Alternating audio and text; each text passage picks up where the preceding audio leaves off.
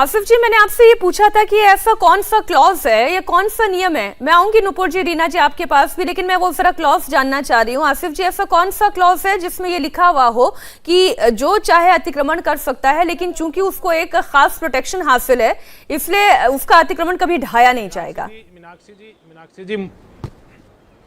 मीनाक्षी जी मुझे एक मिनट, मीनाक्षी जी मेरी पूरी बात आप सुनिएगा। आज 3 बजे आपके पास, क्योंकि बार-बार वो किसी कानून का हवाला दे रहे हैं। मैं पहले उनसे कानून जरा समझ लूं, फिर मैं आती हूँ आपके पास। मुकेश जी, नहीं, मैं उस कानून की बात कर रहा हूँ। मैं सिर्फ एक क्वेश्चन जानना चाहता हूँ। मुकेश जी भी मेरी बात खूब गौर से सुने। रीना जी से एक क्वेश्चन मैं पूछना, मुकेश जी आप पूछ लें, फिर आसिफ जी जवाब देंगे। दिल्ली का जो शाहीन बाग है, हाँ पूछिए आपको जवाब चाहता हूँ। तो दिल्ली का जो शाहीन बाग है, क्या उसमें भारत का संविधान लागू होता है, नहीं होता है? क्या वो शाहीन बाग देश का भाग नहीं है? क्या वो दिल्ली का भाग नहीं है? शाहीन बाग में कुछ भी होता तो आप कहते हैं आप एक मेजोरिटी पे आप अटैक कर रहे हैं। जब हम तिलक नगर में बुलडोजर चला रहे थे, आप कोई निकल के बाहर नहीं आया। जब हम संगम बिहार में चला रहे थे, कोई निकल के बाहर नहीं आया। जब हम मदनपुर खादर में चला रहे थे, कोई निकल के बाहर नहीं आया। क्या ये जम्मू कश्मीर इसको बनाना चाहते हैं? पहले वाला, क्या ये शाहीन बाग पूरा देश से अलग पार्ट है? देश शाहीन बाग में देश का कानून लागू नहीं होता?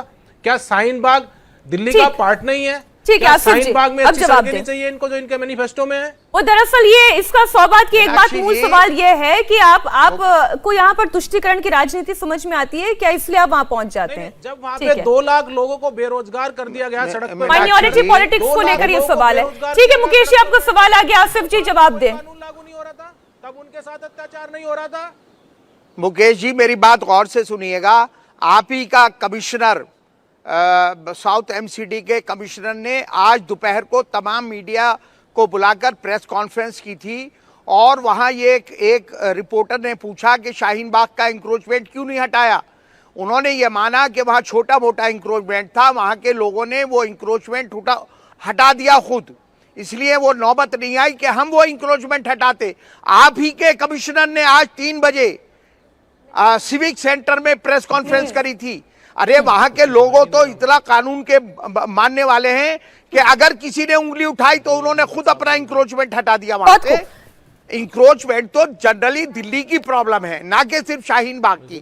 लेकिन ये प्रॉब्लम ना शाहीन बाग में जाती एक हंगामे में तब्दील हो जाती है, जिसमें सुप्रीम कोर्ट का दरवाजा तक खटखटा दिया जाता है। समस्या वहीं पर आती है। नुपुर इस पर रिस्पॉन्ड करना चाह रही हैं। ये बवाल इसलिए बढ़ता है ना, आप जब हम बोलना चाहते हैं। देखिए ऐसा है मीनाक्षी जी, एक बात समझनी जरूरी होगी। ये जो आसिफ जी ने आपको देखिए आधी बात बता रहे हैं। इन्होंने कहा 3 बजे कमिश्नर ने प्रेस करी। अरे कमिश्नर ने प्रेस करी, उसने ये भी तो कहा कमिश्नर ने कि डीप इलीगल इंक्रोचमेंट डेमोलिशन बंद नहीं होगा, हम ये अपनी कार्रवाई चालू रखेंगे। ये बात खा गए और दूसरी बात खा के हजम कर गए, डकारे भी नहीं। वो ये बात है कि जिस एक्ट का, जिस कानून का हवाला दे रहे हैं ना मीनाक्षी जी, उस कानून का सिर्फ रेगुलराइजेशन से मतलब है। आप इनको चुप कीजिए, अगर आपकी पूरी डिबेट पे मेरे ऊपर कोई बोलेगा तो तरीका तो है नहीं, और आप उनको बुलवा भी रहे हैं। प्लीज चुप कीजिए, मेरी आवाज मैं जरा पूरी बात, मैं कानून समझा दूं प्लीज। ये आज रेगुलराइजेशन ऑर्डिनेंस का हवाला देके अवैध अतिक्रमण की बात कर रहे हैं। इस वाले तथ्य को तो आदरणीय सर्वोच्च न्यायालय ने जहांगीरपुरी मामले में भी दरकिनार कर दिया था।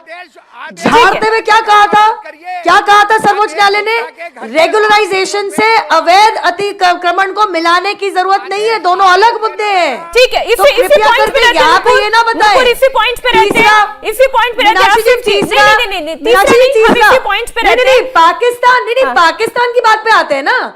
मैं और कपिल भाई पाकिस्तान बना रहे हैं, वो पीएफआई के वो जो आतंकी लोग हैं जिनके ओवरनाइट करोड़ों रुपए का आदान प्रदान हो जाता है, वो पाकिस्तान नहीं बना रहे। ठीक है, ये मैं दूसरे पॉइंट पे, मैं कानूनी पहलू पे रहना चाहती हूँ आसिफ जी। कानूनी पहलू ये कहता है कि वो रेगुलराइजेशन को आप अतिक्रमण से जोड़ नहीं सकते, ये सुप्रीम कोर्ट कहता है। चलिए अब आप इस पर रिस्पॉन्ड करें आसिफ जी। बिल्कुल नहीं जोड़ सकते, बिल्कुल नहीं जोड़ सकते।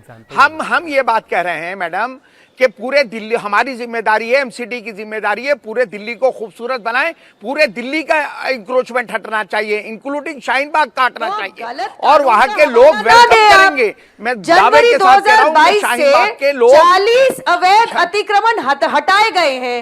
जहांगीरपुरी मामले के पहले कुछ दिन पहले अप्रैल माह के अंदर ही जब जहांगीरपुरी में कार्रवाई हुई तब कौन लेटा था वहां पे? चलता रहता है, पत्थर पड़े। जब वही तो बात है ना आसिफ जी, जब ये शाहीन बाग में ड्राइव चलती ही रहती है तो ये हंगामा क्यों हो गया? क्योंकि एमसीडी इलेक्शन नजदीक है। रीना गुप्ता जी, एमसीडी इलेक्शन नजदीक है, इसलिए आज हंगामा खड़ा हो गया। आसिफ जी कह रहे हैं कि शाहीन बाग इलाके में ऐसी ड्राइव्स चलती रहती हैं, अतिक्रमण हटाया जाता रहता है, ये कोई नई बात नहीं है। पहले सैकड़ों बार आम है, हर 2-3 महीने में ये ड्राइव शाहीन बाग में चलती है, लेकिन लगता है रीना कि जी की आवाज नहीं आ पा रही, आपने क्या म्यूट कर रखा है? रीना जी, ड्राइव चलनी चाहिए। रीना जी आपने ऑडियो म्यूट कर रखी है अपनी। तो चलती है तो परेशानी क्या है? आज क्या हो गया कि जमीन पे लेटने आ गए? देखिए आज 2 बड़ी खबरें थी। अगर चलती आ रही है तो खुजली कहाँ से हुई? शांत हो जाइए, तुष्टीकरण की मुझे राजनीति भी करने आ दूसरों को गए। भी बोलने का ना, मौका ना, दीजिए। आपने सही पकड़ा मीनाक्षी हो जी। जाइए, आज 2 बड़ी खबरें थी। नुपुर प्लीज, रीना बोल रही है, रीना बोले। हाँ, आज 2 बड़ी खबरें थी। पहली खबर थी कि केंद्र सरकार ने कोविड की 47 लाख मौतें छुपाई। दूसरी खबर थी कि आज की तारीख में रुपया डॉलर की मुकाबले में सबसे लो है। ये 2 खबर छुपाने की वजह से शाहीन बाग में बुलडोजर इसलिए अमानतुल्लाह खान साहब जो है अपने पूरे दल बल के साथ शाहीन बाग पहुंचे थे। चाहते हैं नहीं, इसीलिए जो इन्होंने दिल्ली में बिजली सब्सिडी वापस ली है उसे छुपाने के लिए बग्गा को अरेस्ट करने पहुंच गए थे, और पीछे पड़े हुए जैसे कोई काम काज नहीं है। पंजाब में पटियाला की हिंसा इनसे संभल नहीं रही, आतंकवादी इनके गिरफ्त में आ नहीं रहे, हरियाणा की पुलिस इनका काम कर रही है। और देखिए रीना जी, बहुत अच्छे से आपने जो है इसे मुद्दे को बदल दिया, आपने बहुत अच्छे से आपने मुद्दे को बदल दिया, लेकिन समस्या ये है ना, समस्या ये है कि किसी भी मुद्दे को हाइप देने का काम आप पॉलिटिकल पार्टीज ही करती हैं। आज अमानतुल्लाह खान वहां पर नहीं पहुंचते, आज वहां पर इतना बवाल नहीं होता, तो हम भी आपके साथ बैठ के ये डिस्कस नहीं कर रहे होते। आज अमानतुल्लाह खान वहां पर पहुंच गए कि यहाँ पे मैं बुलडोजर नहीं चलने दूंगा, तो आप ही लोगों ने तो बनाया ना इसी डिबेट का मुद्दा। शिवम एक एग्जांपल देखना चाह रहे हैं आपके सामने।